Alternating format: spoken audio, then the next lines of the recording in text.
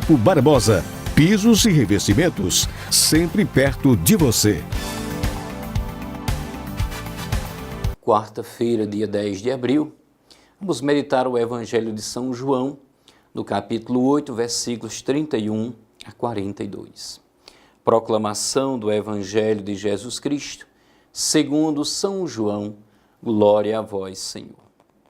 Naquele tempo, Jesus disse aos judeus que nele tinham acreditado: se permanecerdes na minha palavra, sereis verdadeiramente meus discípulos, e conhecereis a verdade, e a verdade vos libertará.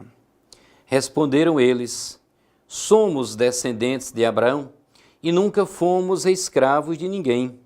Como podes dizer, vós nos tornastes livres? Jesus respondeu: em verdade vos digo, todo aquele que comete pecado é escravo do pecado. O escravo não permanece para sempre numa família, mas o filho permanece nele para sempre. Se, pois, o Filho vos libertar, sereis verdadeiramente livres. Bem sei que sois descendentes de Abraão.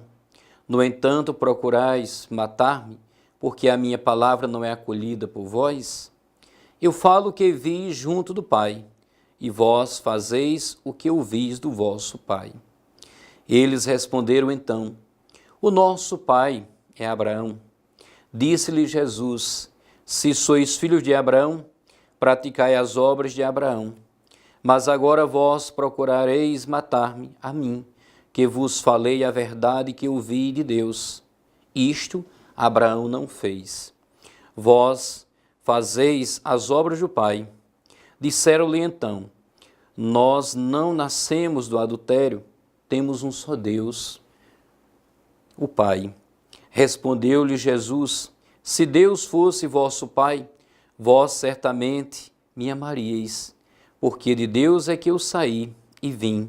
Não vim por mim mesmo, mas foi Ele que me enviou. Palavra da salvação, glória a vós, Senhor. Se Deus fosse vosso Pai, certamente me amaríeis.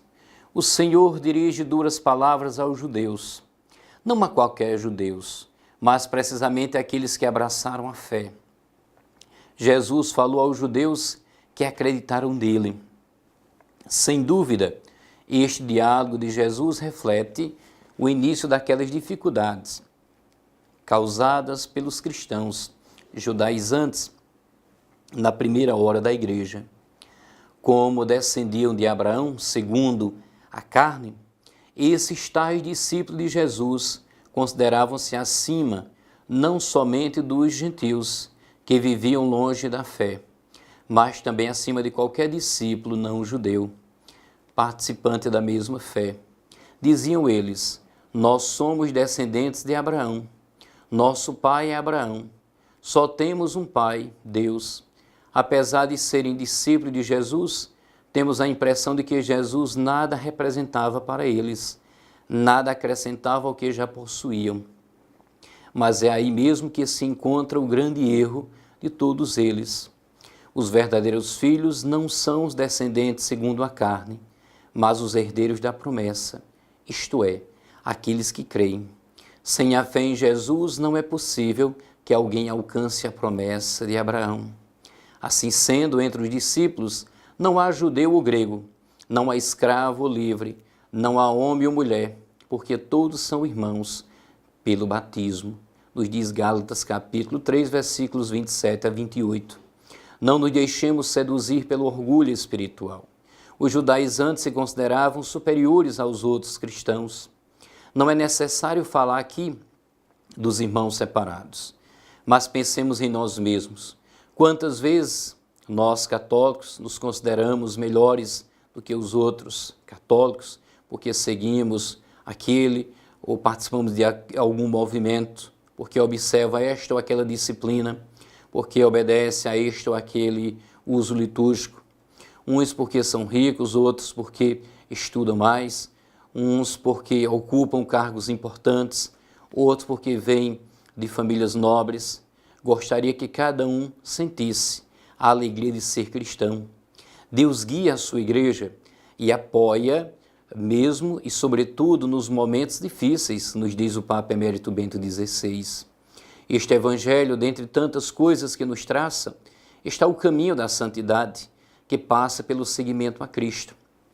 Fazer-se seus discípulos, isto é o caminho da santidade, é na realidade um caminho da verdade e na liberdade. De fato, Jesus diz: se não permanecerdes fiéis à minha palavra, sereis verdadeiramente meus discípulos. Conhecereis a verdade e a verdade vos libertará. Propor a santidade da vida, mas não é do que propor o caminho da verdade e da liberdade. À luz da fé, a santidade é vida na verdade, total, não limitada às realidades materiais ou apenas à vida eterna. Com efeito, esta vida terrena, o santo tem em consideração tanto os bens materiais como os espirituais. Tem a consideração tanto a realidade terrena como sobrenatural. Contempla a própria vida, não apenas na perspectiva temporal, mas também eterna. Por outras palavras, o santo vive, na verdade, considerando todos os aspectos da própria existência. O aspecto mais importante é que aquele que deseja a santidade abre-se a Deus, que é o bem supremo e a fonte da verdade. Jesus disse: eu sou o caminho, a verdade e a vida.